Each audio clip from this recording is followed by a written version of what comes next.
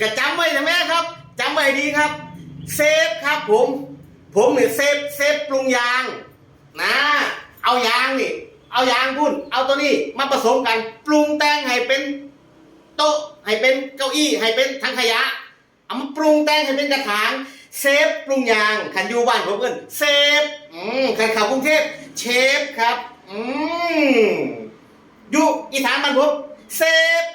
ฟปรุงยางผมไม่เซฟทำกับเขาเซฟปรุงยางเอายาง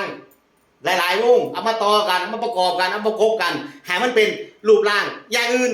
ถังขยะกระถางชุดโต๊ะเก้าอี้ซิ่งซ่าเซฟปรุงยางขั้นเข้ากทมก็ผมคือเชฟปรุงยางครับจำไว้เด้อเซฟกับเชฟ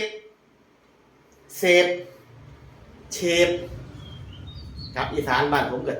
เป็นเซฟเด้ใครอยู่ไทยกทมกับเชฟหรือว่าจะเป็นอีกอย่างใดอีก